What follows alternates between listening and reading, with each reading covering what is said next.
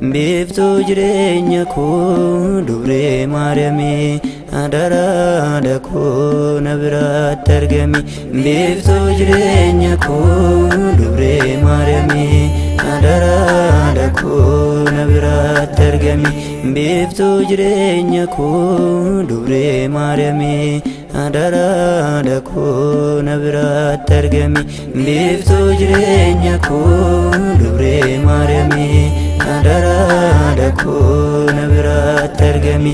Yaa gugee garraame Dubree Maariyaamii biqiltuu jannata kennaa ijoollee Addaamii waadaa kee dagadhu Gargaaree Maariyaamii. Biftu jireenya koo Dubree Maariyaamii Adaraadha koo na biratti argami. Biftu jireenya koo Dubree Maariyaamii Adaraadha koo na cinaatti argami.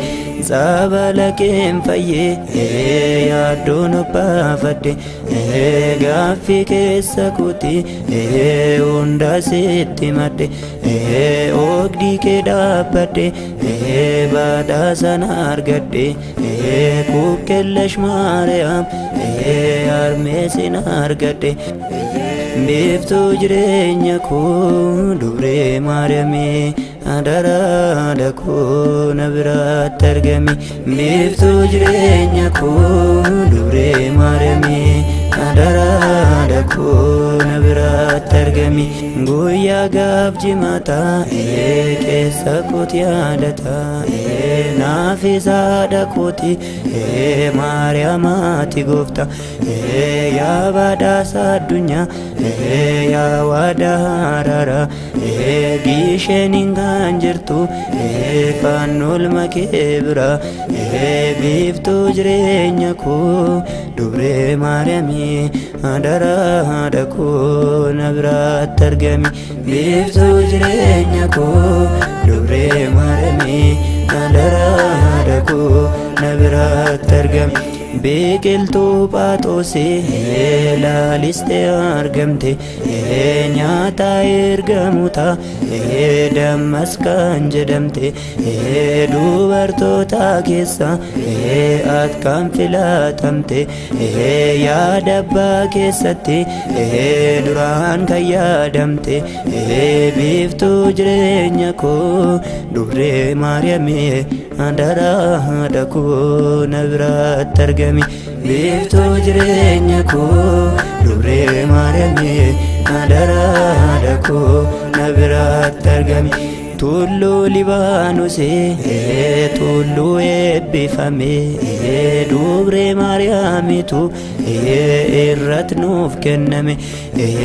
Iyyaaqeemii Haannaa abbaa faadha isheerra eebbaan kan dhalatte durbee argineerra.